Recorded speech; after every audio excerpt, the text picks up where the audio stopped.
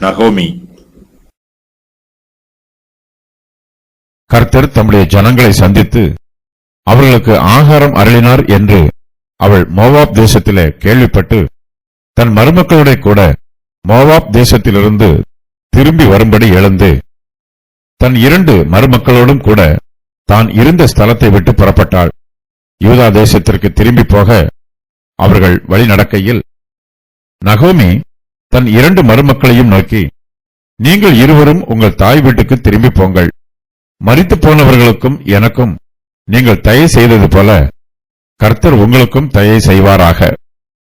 கர்த்தர் உங்கள் இருவருக்கும் வாய்க்கும் புருஷனுடைய வீட்டிலே நீங்கள் சுகமாய் வாழ்ந்திருக்கச் செய்வாராக என்று சொல்லி அவர்களை முத்தமிட்டாள். அப்பொழுது அவர்கள் சத்தமிட்டு அழுது அவர்களை பார்த்து, உம்முடைய ஜனத்தண்டைக்கே உம்முடன் கூட வருவோம் என்றார்கள். அதற்கு நகோமி, என் மக்களே, நீங்கள் திரும்பி போங்கள், என்னோட ஏன் வருகிறீர்கள்? உங்களுக்கு புருஷராகும்படிக்கு இனிமேல் என் கற்பத்தில் எனக்கு பிள்ளை உண்டாகுமோ? என் மக்களே, திரும்பி போங்கள், நான் வயது சென்றவள், ஒரு புருஷனுடன் வாழத்தக்கவள் அல்ல.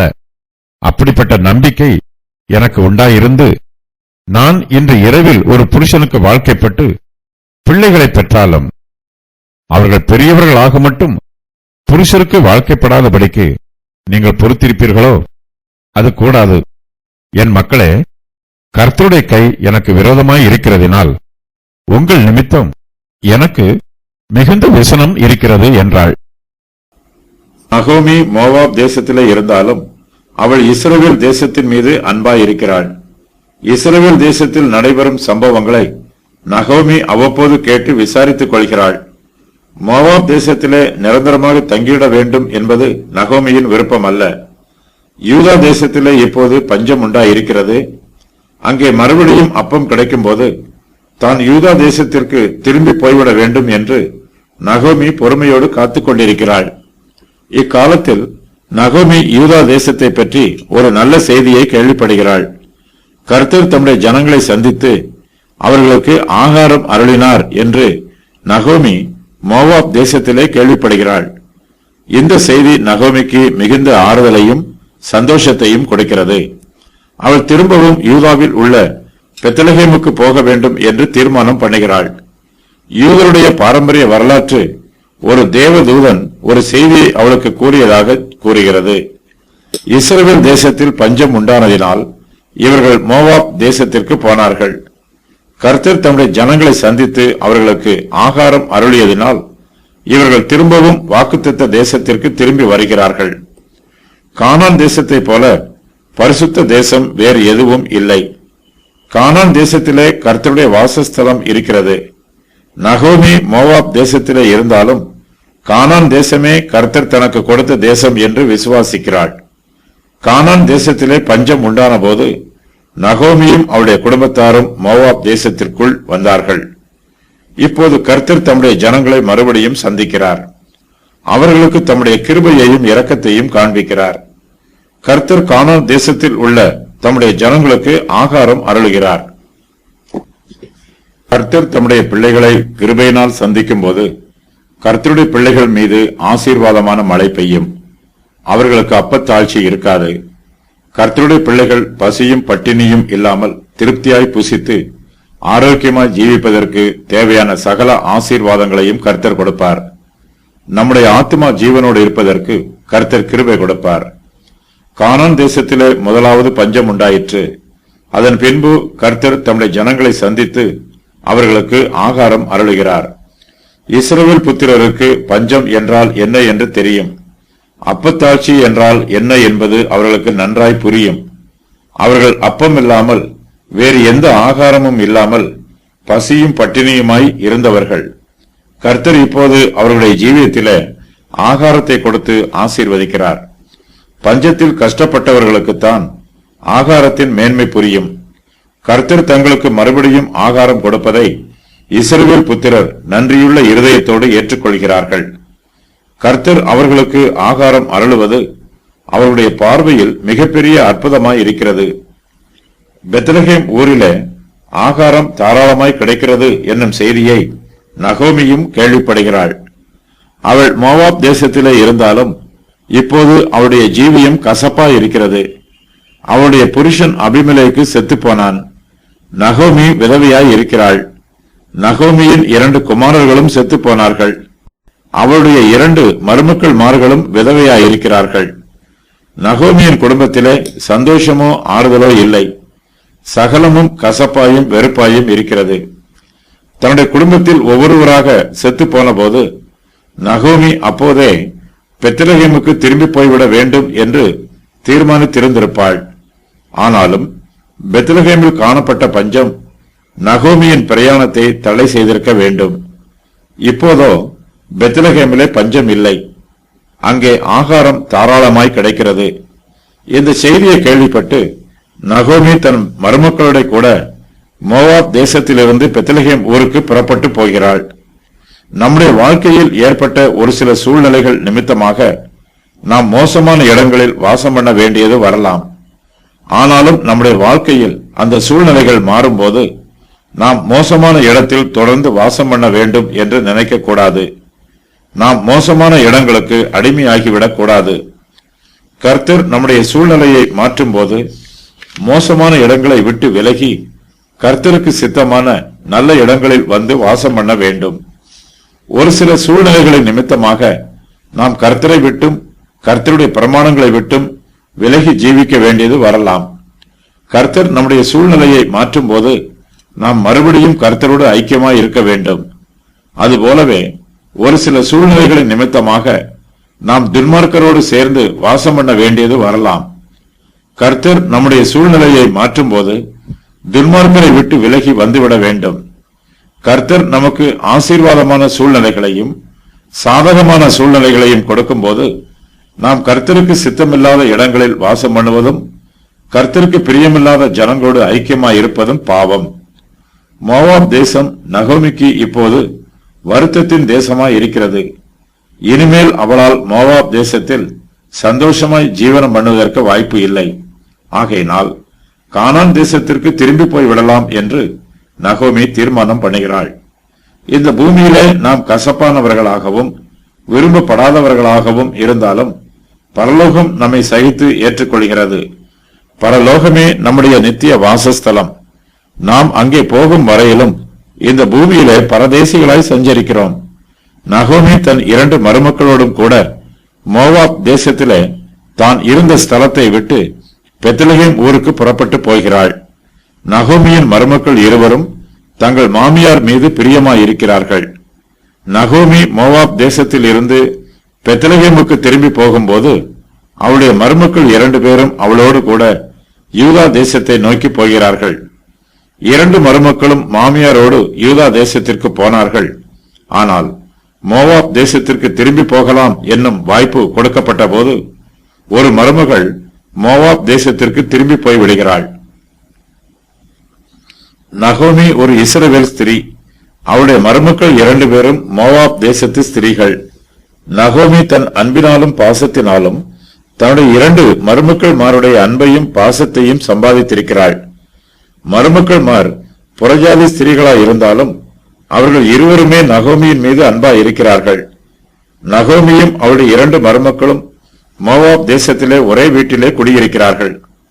அவர்கள் கூட்டு குடும்பமாய் இருந்து தங்களுடைய அன்பை ஒருவருக்கொருவர் பரிமாறிக் கொள்கிறார்கள். நகோமியின் குமாரர்கள் மரித்து போனாலும் அவருடைய மருமக்கள் இருவரும் நகோமியின் மீது வைத்திருக்கிற அன்பு மரித்து போகவில்லை. அவர்களுடைய அன்பு ஜீவனுள்ளதாய் இருக்கிறது. நகோமியின் மருமக்கள் இருவருமே மோவாபிய தேவர்களை ஆராதிக்கிறவர்கள். நகோமியோ மோவாப் தேசத்தில் இருந்தாலும் அவள் இன்னும் இஸ்ரவேலின் தேவனாகிய கர்த்தரையே ஆராதிக்கிறாள். ஆனாலும் மாமியாரும் மருமகளும் அன்பாயும் நேசமாயும் பாசமாயும் இருப்பதற்கு அவர்களுடைய மார்க்க பேதங்கள் தடையாய் இல்லை. நகோமி தன்னுடைய மாமியார் ஸ்தானத்திலிருந்து தன்னுடைய மருமக்கள் இருவரையும் நேசிக்கிறாள். அவருடைய மருமக்கள் 2 பேருமே தங்கள் மாமியாரை நேசிக்கிறார்கள். பொதுவாக குடும்பத்திலே மாமியாளுக்கும் மருமக்களுக்கும் கருத்து வேறுபாடு இருக்கும். எப்படியெனில் மகனுக்கும் தகப்பனுக்கும் மகளுக்கும் தாய்க்கும் மருமகளுக்கும் மாமிக்கும் பிரிவினை உண்டாக்க வந்தேன் என்று நம்முடைய கர்த்தராகிய இயேசு கிறிஸ்துவும் சொல்லுகிறார்.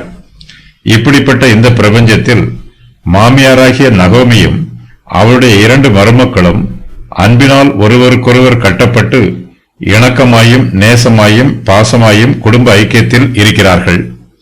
நகோமியும் அவருடைய 2 மருமக்களும் மோவாப் தேசத்தை விட்டு யூதா தேசத்திற்கு திரும்பி போக வழி நடக்கிறார்கள். அவர்கள் கொஞ்ச தூரம் போன பின்பு நகோமியின் மனதில் ஒரு மாற்றம் உண்டாகிறது. தன்னுடைய மருமக்கள் 2 பேரும் தன்னோடு கூட யூதா தேசத்திற்கு வராமல் மோவாப் தேசத்திலேயே தங்கிவிட்டால் அதுவே அவர்களுக்கு நன்மையாய் இருக்கும் என்று நினைக்கிறாள். நகோமி தன் 2 மருமக்களையும் நோக்கி, நீங்கள் இருவரும் உங்கள் தாய் வீட்டுக்கு திரும்பி போங்கள் என்று சொல்லுகிறாள். மாமியாரை விட தாயார் தங்கள் பிள்ளைகளை நன்றாய் கவனிப்பார்கள். தன்னுடைய மருமக்கள் 2 பேரும் தங்கள் தாயாருடைய வீட்டில் இருந்தால் அவர்களுக்கு நல்ல பராமரிப்பும் ஆறுதலும் கிடைக்கும் என்று நகோமி நினைக்கிறாள். நகோமி தன் 2 மருமக்களையும் அவருடைய தாய் வீட்டிற்கு திரும்பி போங்கள் என்று சொல்லிவிட்டு அவர்கள் இருவரையும் கர்த்தருடைய நாமத்தினால் ஆசீர்வதிக்கிறாள். அவர்களை ஜெபத்தோடு அனுப்புகிறாள். மரித்து போனவர்களுக்கும் எனக்கும் நீங்கள் தயை செய்தது போல கர்த்தர் உங்களுக்கும் தயை செய்வாராக. கர்த்தர் உங்கள் இருவருக்கும் வாய்க்கும் புருஷனுடைய வீட்டிலே நீங்கள் சுகமாய் வாழ்ந்திருக்கச் செய்வாராக என்று நகோமி தன் மருமக்களுக்காக கர்த்தரிடத்தில் ஜெபித்து அவர்களை ஆசீர்வதிக்கிறாள். மாமியாரின் ஆசீர்வாதம் விசேஷமானது. மருமக்கள்மார் தங்கள் மாமியாரின் ஆசீர்வாதங்களை அசட்டை பண்ணக்கூடாது. நகோமி தன்னுடைய ஜெபத்திலும் ஆசீர்வாதத்திலும் கர்த்தருடைய நாமத்தை 2 தரம் பயன்படுத்துகிறாள்.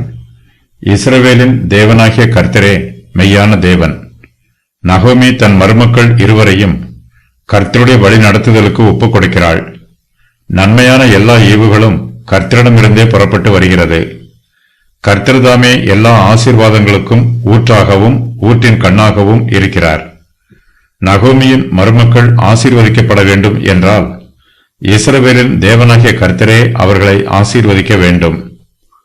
தன்னுடைய மருமக்கள் 2 பேரும் மறுபடியும் திருமணம் செய்து கொண்டு சந்தோஷமாய் இருக்க வேண்டும் என்று நகோமி விரும்புகிறாள். கர்த்தர் உங்கள் இருவருக்கும் வாய்க்கும் புருஷனுடைய வீட்டிலே நீங்கள் சுகமாய் வாழ்ந்திருக்கச் செய்வாராக என்று சொல்லி நகோமி தன் மருமக்கள் இருவரையும் ஆசீர்வதிக்கிறாள். நகோமி தன்னுடைய மருமக்களுக்கு ஆசீர்வாதமான வார்த்தைகளை சொல்லி அவர்களை முத்தமிடுகிறாள். நகோமியனிடத்தில் அன்பாய் முத்தமிடுவதைத் தவிர வேறு ஐஸ்வர்யம் எதுவும் இல்லை. அவளிடத்தில் பொன்னும் வெள்ளியும் இல்லை, அன்பும் பாசமும் இருக்கிறது. தன்னுடைய அன்புக்கும் பாசத்திற்கும் அடையாளமாக நகோமி தன்னுடைய மருமக்களை முத்தமிடுகிறாள். நகோமி முத்தமிடுவது அவர்களுடைய ஐக்கியத்திற்கும் சிநேகத்திற்கும் பரிசுத்தமான உறவுக்கும் அடையாளமாயும் முத்திரையாயும் இருக்கிறது. நகோமி தங்களை முத்தமிட்டவுடன் அவருடைய மருமக்கள் 2 பேரும் சத்தமிட்டு அழுகிறார்கள். அவர்களுக்கு தங்கள் மாமியாரை விட்டு பிரிய மனமில்லை. அவர்களுக்கு இடையே இருக்கிற ஐக்கியமும் உறவும் உறுதியாய் இருக்கிறது. மருமக்கள் இருவரும் நகோமியிடம், உம்முடைய ஜனத்தண்டைக்கே உம்முடனே கூட வருவோம் என்று சொல்லுகிறார்கள். இந்த இஸ்ரவேல் ஸ்திரீக்கும் மோவாபிய ஸ்திரீகளுக்கும் நெருக்கமான அன்பு இருந்திருக்க வேண்டும். ஆகையினால் அவர்கள் பிரியும் சூழ்நிலை வந்தபோது சத்தமிட்டு அழுகிறார்கள். 2 மருமக்களையும் மோவாபிய தேசத்திற்கு திரும்பி போய் அங்கு மோவாபியரின் முறைமையின் பிரகாரம் ஜீவிப்பதற்கு வாய்ப்பு கொடுக்கப்படுகிறது. ஆனால் அவர்கள் இருவரும் நகோமியோடு கூட போவதாக முதலில் தீர்மானம் பண்ணுகிறார்கள். ஆனால் நகோமியோ அங்கு அவர்களுக்கு புருஷரை சம்பாதிப்பதற்கு உத்தரவாதம் இல்லை என்று கூறி அவர்கள் இருவரையும் மோவாப் தேசத்தில் இருக்குமாறு கூறுகிறாள். அவர்கள் சத்தமிட்டு அதிகமாய் அழுகிறார்கள். ஒருபால் மோவாபிய தேசத்திற்கு திரும்பி போகிறாள். ரூத் நகோமியை பற்றிக் கொள்கிறாள். நகோமி மறுபடியும் ரூத்தை பார்த்து அவளையும் அவள் ஜனத்தாரிடத்திற்கும் அவள் தேவரிடத்திற்கும் திரும்பி போகுமாறு கூறுகிறாள். ஆனால் ரூத்தோ நகோமியின் ஜனம் தன்னுடைய ஜனம் என்றும் நகோமியின் தேவன் தன்னுடைய தேவன் என்றும் தன் உள்ளத்தின் ஆழத்திலிருந்து கூறுகிறாள். ரூத்தின் இந்த தீர்மானத்திற்காக அவள் அதிகமாக ஆசீர்வதிக்கப்படுகிறாள். மேசியாவின் வம்ச வரலாற்றில் ரூத்தின் பெயர் இடம்பெற்றிருக்கிறது.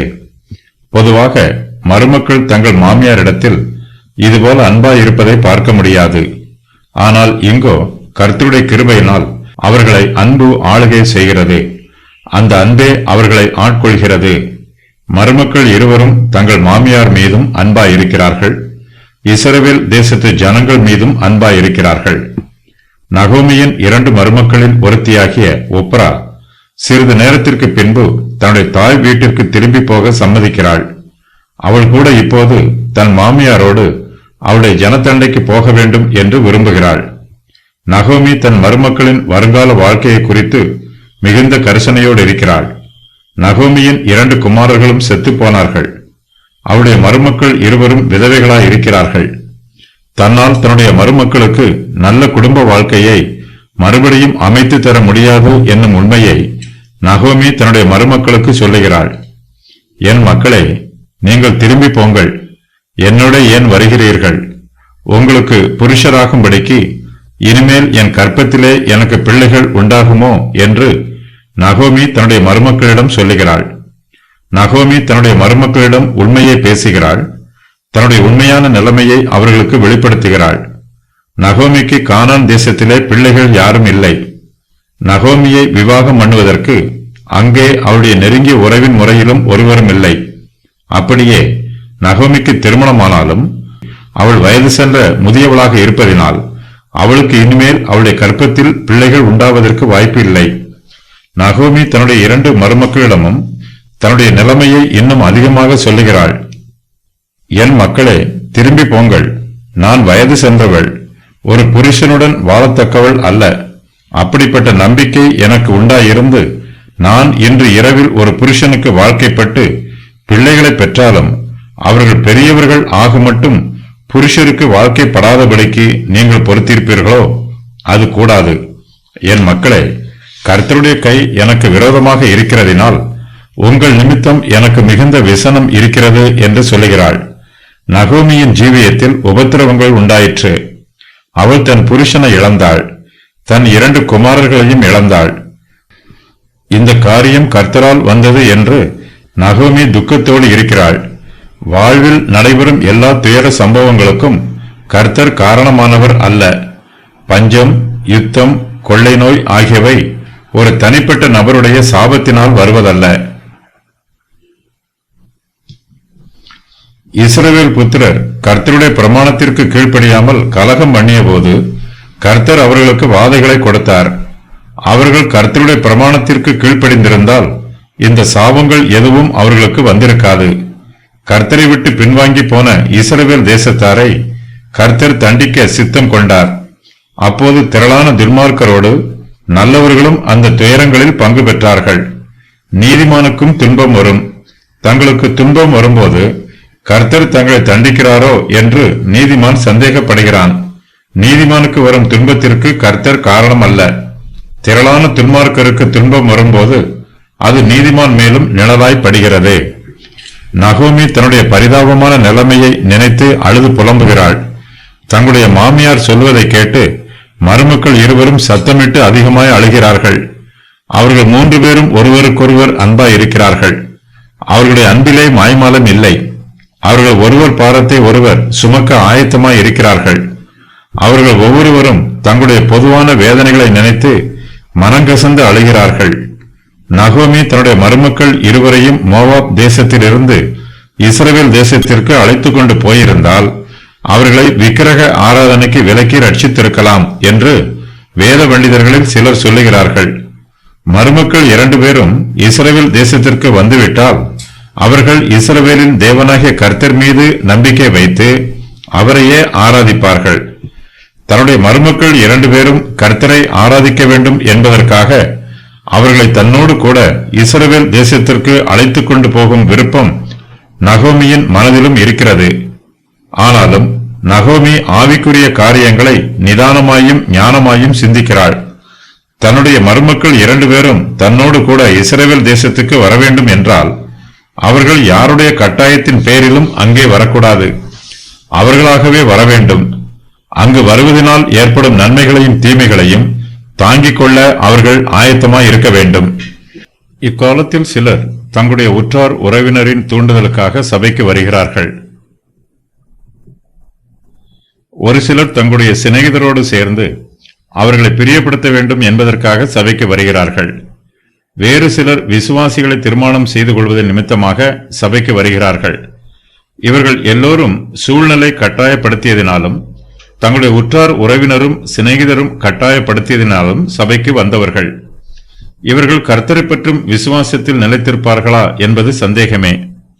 கர்த்தரை பின்பற்ற விரும்புகிறவர்கள் சுயாதீனமாக தீர்மானம் பண்ணி தங்களுடைய ஜீவியத்தை கர்த்தருடைய சித்தத்திற்கு ஒப்புக் கொடுத்து அவரை பின்பற்ற வேண்டும். தன்னுடைய மருமக்கள் இருவரும் தன்னுடைய கட்டாயத்தின் பேரில் கர்த்தரை ஆராதிப்பதை நகோமி விரும்பவில்லை. அவர்கள் கர்த்தரை ஆராதிக்க வேண்டும் என்றால் அவர்கள் தாங்களாகவே சுயாதீனமாக தீர்மானம் பண்ண வேண்டும் என்று நகோமி எதிர்பார்க்கிறாள். நாம் ஒருவரிடத்தில் இயேசு கிறிஸ்துவை பின்பற்ற வேண்டும் என்று சொல்லும்போது அவருக்கு ஆசை வார்த்தைகளை சொல்லக்கூடாது. உண்மை நிலவரத்தை மறைக்காமல் சொல்ல வேண்டும். இயேசு கிறிஸ்துவை பின்பற்றுவதனால் என்னென்ன பிரச்சனைகள் வரும் என்பதையும் அவருக்கு சொல்ல வேண்டும். தம்மை பின்பற்ற விரும்புகிறவர்களுக்கு இயேசு கிறிஸ்து சொன்ன பிரதியுத்தரம் நமக்கு ஒரு நல்ல எடுத்துக்காட்டாக இருக்கிறது. அப்பொழுது வேதபாரகன் ஒருவன் வந்து, போதகரே, நீர் எங்கே போனாலும் உம்மை பின்பற்றி வருவேன் என்றான். அதற்கு இயேசு, நரிகளுக்கு குழிகளும் ஆகாயத்து பறவைகளுக்கு கூடுகளும் உண்டு, மனுஷகுமாரனுக்கோ தலை சாய்க்க இடமில்லை என்றார். மத்தேயு 8:19-20. தன்னுடைய மருமக்கள் தன்னோடு கூட இஸ்ரவேல் தேசத்திற்கு வரவேண்டும் என்றால் அவர்கள் இருவரும் முதலாவதாக உட்கார்ந்து செல்லும் செலவை கணக்கு பார்க்க வேண்டும் என்று நகோமி எதிர்பார்க்கிறாள். இப்போது ஏதோ ஒரு ஆசையிலும் அன்பிலும் பாசத்திலும் தன் மாமியாரை பின்பற்றி இஸ்ரவேல் தேசத்திற்கு வந்துவிட்டு அதன் பின்பு இஸ்ரவேல் தேசத்திலே அவர்களுக்கு பிரச்சனைகள் வரும்போது இந்த பிரச்சனைகளுக்கெல்லாம் தங்களுடைய மாமியாராகிய நகோமியே காரணம் என்று அவர்கள் குற்றம் சொல்லக்கூடாது. நகோமி தன்னுடைய மருமக்களுக்காக யோசிக்கிறாள். அவர்களுடைய நன்மையை நாடுகிறாள். நம்முடைய இருதயத்தில் பல்வேறு விதமான ஆசைகள் எழும்பலாம். எல்லாவற்றையும் நாம் நிறைவேற்ற வேண்டும் என்று எதிர்பார்க்க கூடாது. நம்முடைய ஆசைகளை தீவிரமாக யோசித்து பார்க்க வேண்டும். நம்முடைய இருதயத்தில் ஒரு எண்ணம் தோன்றிய உடனேயே அதை நிறைவேற்ற வேண்டும் என்று அவசரப்படக்கூடாது. பிஞ்சில் பழுப்பது பிஞ்சிலேயே அழுகி போகும்.